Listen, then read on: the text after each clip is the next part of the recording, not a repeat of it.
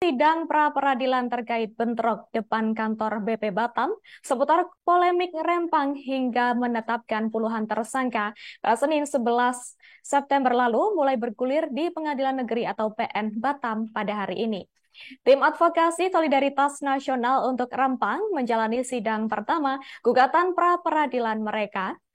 Adapun untuk informasi selengkapnya akan disampaikan langsung oleh rekan wartawan Tribun Batam, Uci Suwaibah. Silakan untuk laporan lengkapnya.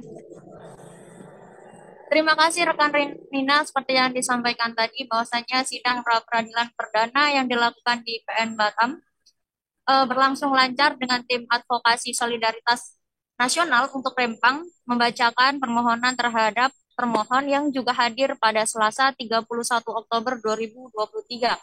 Sidang pra-peradilan ini bertujuan untuk menguji keabsahan penetapan tersangka oleh Polresta Barelang terhadap 30 orang yang diamankan saat aksi unjuk rasa di kantor BP Batam 11 September 2023. Lalu agenda dalam persidangan yang telah dilangsungkan siang tadi, atau maksud saya kemarin, tim advokasi solidaritas membacakan permohonan di dalam persidangan yang dipimpin oleh Hakim Tunggal Yudit Wirawan.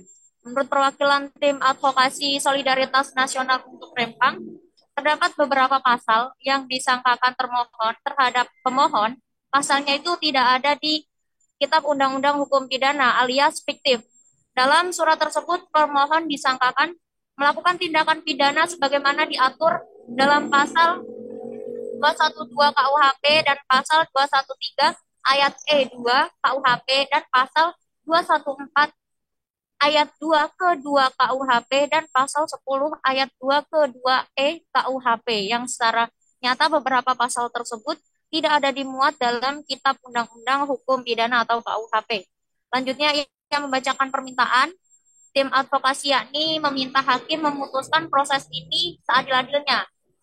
Kemudian berikut uraian permohonan atau perhitungan yang disampaikan. Yakni yang pertama adalah satu, memerintahkan agar termohon dihadirkan secara langsung dalam persidangan pra-peradilan di PN Batam. Yang kedua adalah mengadili permohonan pra-peradilan dengan berkenan menjatuhkan putusan sebagai berikut. Satu, menyatakan menerima permohonan pemohon terhadap termohon, menyatakan tindakan termohon dalam menetapkan pemohon sebagai tersangka, melakukan upaya penangkapan, penahanan, penyitaan berdasarkan laporan polisi adalah tidak sah dan batal demi hukum, serta tidak mempunyai kekuatan hukum yang mengikat, artinya penangkapan dan lain-lainnya itu cacat formil. Memerintahkan terhadap termohon untuk mengeluarkan pemohon atau tersangka dari tahanan, memintakan termohon merehabilitasi nama baik pemohon melalui media cetak, media nasional, televisi, dan media online selama 7 hari kerja secara berturut-turut. Yang terakhir adalah menghukum termohon membayar biaya perkara yang timbul dalam perkara tersebut. Berkenaan hal tersebut, agenda replik dan juga jawaban dari termohon akan disampaikan pada hari ini dan telah dilangsungkan di PN Batam pagi tadi dengan menghasilkan jawaban dari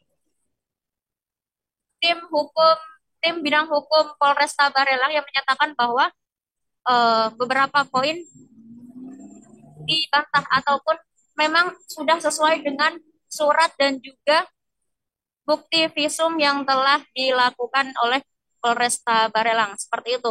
Mungkin itu saja yang dapat saya sampaikan. Rekan Nina yang ada di studio, saya kembalikan. Baik, terima kasih rekan Uci atas informasi lengkap dari Anda. Selamat bertugas kembali. Download Tribun X sekarang. Menghadirkan lokal menjadi Indonesia.